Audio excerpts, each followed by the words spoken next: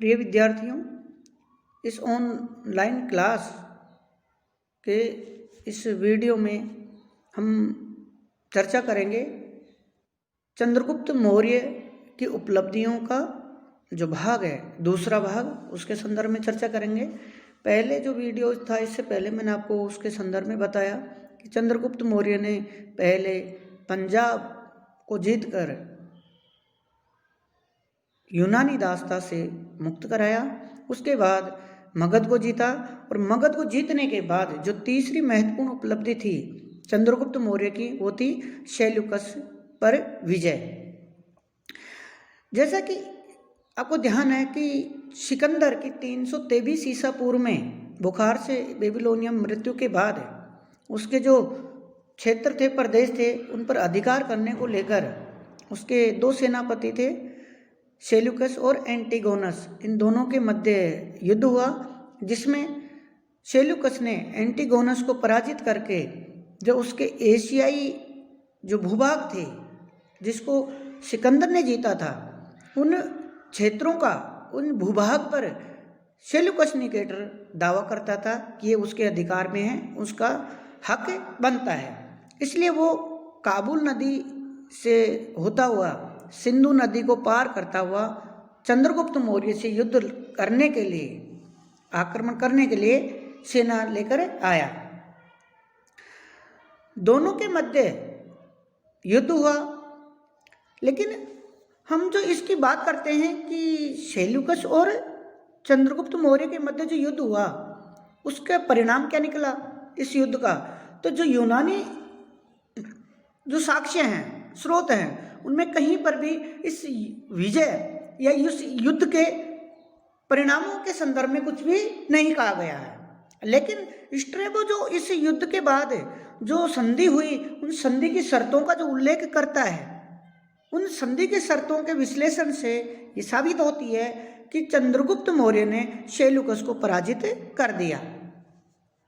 जो स्ट्रैबो संधि की शर्तों का उल्लेख करता है, हम उनकी चर्चा करते हैं। पहली जो शर्त थी वो ये थी कि सेल्यूकस ने कुछ प्रांतों को पूर्णतः और कुछ को आंशिक रूप से चंद्रगुप्त मौर्य को दे दिया, जिनमें आर्कोशिया, कंधार, पेरिपिनिसडाई अर्थात काबुल, जेड्रोसिया, आर्कोशिया जो हिरात और बलूचिस्तान के भाग थे। तो काबुल, कंधार, हिरात और बलूचिस्तान, जिनको यूनानी आर्कोशिया, पेरिपिनिसडाई, जेड्रोसिया और एरिया के नाम से संबोधित करते हैं, चंद्रगुप्त मौर्य को दे दिया। दूसरी जो इस संधि की शर्त है वो ये है कि चंद्रगुप्त मौर्य ने 500 हाथी सेल्यूकस निकेटर को उपहार स्वरूप दिए। तीसरी जो इस संधि की शर्त है वो ये है कि इस संधि के तहत सेल्यूकस निकेटर ने अपनी पुत्री हेलन का विवाह चंद्रगुप्त मौर्य के साथ कर दिया और वैवाहिक संबंध स्थापित किए। इसको आप पहला अंतर्राष्ट्रीय विवाह भी कह सकते हैं। चौथी जो शर्त थी उसके तहत सेल्यूकस निकेटर ने चंद्रगुप्त मौर्य के दरबार में अपना दूत मेगस्थनीज को भेजा, यानी राजदूत की एक परंपरा की शुरुआत भी हम मान सकते हैं, खैर पहले भी चली आ रही थी। तो इस चौथी शर्त के तहत सेल्यूकस ने अपना दूत मेगस्थनीज को मौर्य दरबार में भेजा और शायद चंद्रगुप्त मौर्य ने भी कोई दूत या दरबारी या कोई विद्वान सेल्यूकस के दरबार में भेजा होगा। इस प्रकार जो तीसरी जो उसकी महत्वपूर्ण उपलब्धि थी चंद्रगुप्त मौर्य की, वो थी सेल्यूकस निकेटर पर विजय। चौथी जो उपलब्धि की हम बात करते हैं, चौथी जो विजय है चंद्रगुप्त मौर्य की, वो निश्चित रूप से अनुमानों पर आधारित है, साहित्य में अभिलेखों पर।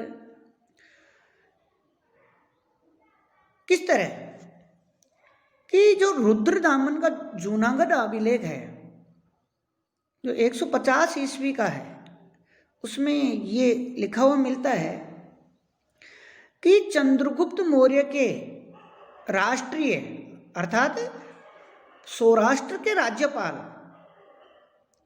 पुष्यगुप्त वैश्य ने गिरनार पहाड़ियों पर सुदर्शन झील का निर्माण करवाया था। चंद्रगुप्त मौर्य के राज्यपाल पुष्यगुप्त वैश्य ने गिरनार पहाड़ियों में सुदर्शन झील का निर्माण करवाया था। इससे साबित होता है कि चंद्रगुप्त मौर्य का सौराष्ट्र का जो गुजरात प्रांत, पश्चिम प्रांत का जो राज्यपाल था, उसने जब सुदर्शन झील बनाई तो सीधी सी बात है कि पश्चिमी भारत को भी चंद्रगुप्त मौर्य ने ही जीता होगा। दूसरा कि अशोक के समय वहाँ के राज्यपाल तुषास्प ने इस झील से नहरें निकलवाई। इससे भी यही साबित होता है कि चंद्रगुप्त मौर्य ने ही पश्चिम भारत को जीता हुआ, क्योंकि अशोक की कलिंग विजय के अलावा किसी उपलब्धि के बारे में जानकारी नहीं मिलती।